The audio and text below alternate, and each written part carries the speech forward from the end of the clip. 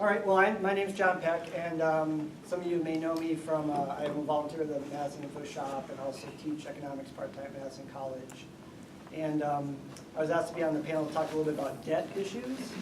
And for those who are curious to know more about this, I've actually been doing a course through the Madison Free School called Debt Servitude and Debt Resistance, and there's still 2 sessions left. So if you're interested in this, there's a poster up here explaining more about it. That meets Tuesday evenings at Rainbow Bookstore, 6:30 o'clock, 6:30 p.m. And so next week we'll be talking about the book Creditocracy by Andrew Ross, which is about sort of the current debt crisis. And then last week we'll actually be talking about local efforts at debt resistance, including discussion of the Occupy's Debt Resistor Operation Manual, which I don't know how many have seen this yet, but you can download it for free. There's also a book version. That's a really handy thing for people to get out from under the tyranny of debt, I would say. So how many in here have a debt? Okay, most everyone should be putting their hands up. Okay. One thing to think about is that debt is a social construction. Do people understand that idea?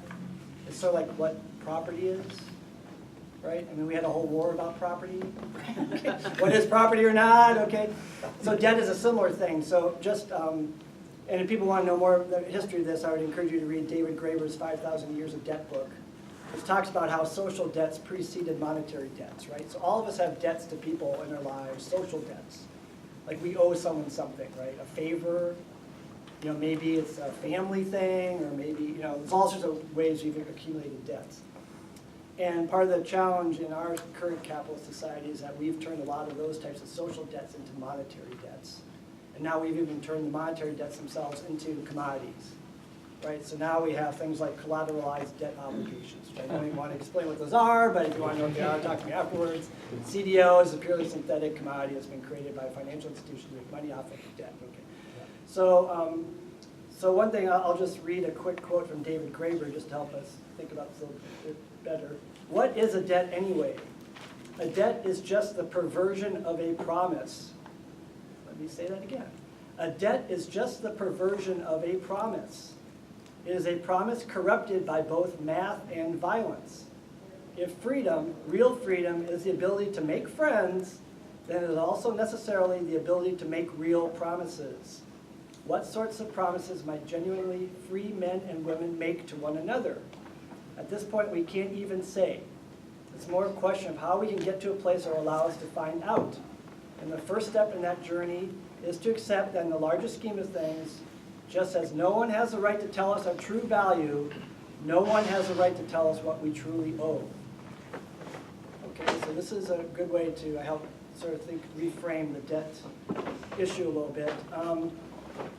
So I just wanted to, do people understand like what our current debt situation is? Mortgages, 98 trillion, 9.8 trillion, credit cards, 772 billion, student loans, 1 trillion. Who here has a credit card debt?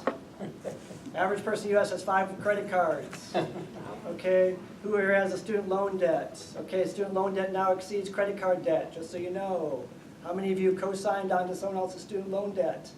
Watch out, people, that's what's happening. Okay, it's going to be leading to a second wave mortgage foreclosure crisis, right?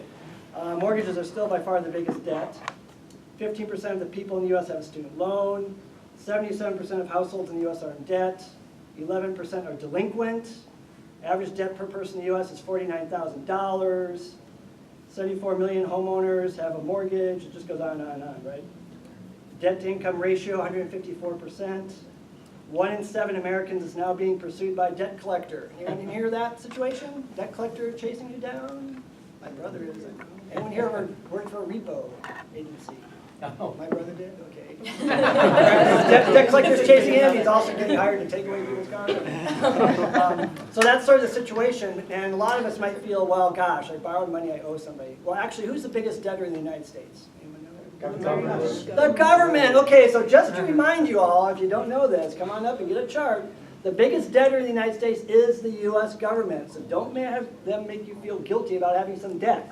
The U.S. government is by far the biggest debtor in this country, right? And here's who we owe the money to, right, as the U.S. government. In fact, most countries in the world have debt. I think there's only 3 countries in the world that have no debt, if I remember, like 3 or 4. Most countries in the world have debt. Countries have been defaulting on their debt for eons, right, thousands of years. So there's issues of how this debt came about. Has anyone heard of the concept of odious debts? They all are. Yeah, those who've been taking the debt resistance class know what odious debts are, right? But these are debts that basically have been incurred due to violation of either law or trust or something. They're debts which are not legitimate. And I would argue that a lot of the debts that we are burdened by in our society, in this community, are illegitimate, odious debts. Whether it's predatory lending practices, banks stealing money, on and on and on. So just to sort of wrap up, so we make sure we have some time for discussion later. Shays Rebellion, 1786. First debt revolt in the United States, right? Against farm foreclosures and debt imprisonment, right? People were literally thrown in prison for debt, right? And then they were set in shackles off to the colonies, right? Populist movement, 1880s. Robber barons, included the banks, right? That's when we started forming credit unions, mutual aid societies as a response to the credit crisis of the 1880s. Great Depression, 1930s. Penny auctions. Anyone heard of penny auctions? Where farmers would literally pay 1 cent for their neighbor's property and drown out the auctioneer, refuse to let them sell off their property, right? Or they scare off the higher bidders. Yeah, or they even run them out of town, right? 1990s, anti-globalization movement. Many of you were involved with that, right? The idea of Jubilee, coming back again. Global South demanding, cancellation of odious debts. Enric Duran, anyone know him? If you don't know who he is, here's a great debt resistor. 2008, he admitted that he purposely borrowed 492,000 euros from stupid banks in Europe who were willing to give him the money to finance the anti-globalization movement. And he had no intention of giving this money back, none whatsoever, right? Let the capitalists sell you the news, right? That's exactly what he did. Tim DeChristopher, anyone know him? Closer to home, they're going to be showing Bidder 70, I think, on Thursday. Right. Right? He bid, knowing he didn't have $1.8 million, but he bought 22,000 acres of BLM land in Utah to save it from oil and gas exploration, right? Using money against them. There's a debt resistor. And even today, the Occupy movement, $400,000 bought $15 million worth of debt. Pennies on the dollar. They canceled 2,700 people in 45 states had their medical debt canceled. Occupy bought their debt for them and wrote them a little note. Your medical debt's gone. Right? I mean, this is the type of stuff that's happening. So, I mean, we need to have a lot more of this in our own community, which is one thing I hope we can talk about tonight. Because we are the ones who created this capital. For every $50 in the virtual economy out there, there's $1 that we've all created here. Actual working people created this wealth, right? Which the banks are siphoning off, the credit institutions are siphoning off. And so we need to reclaim that money and put it back into our communities. And so I'm sure that the rest of the panelists are going to talk about it. So I'll finish there, and I have plenty of information up here if you want afterwards. Thank you.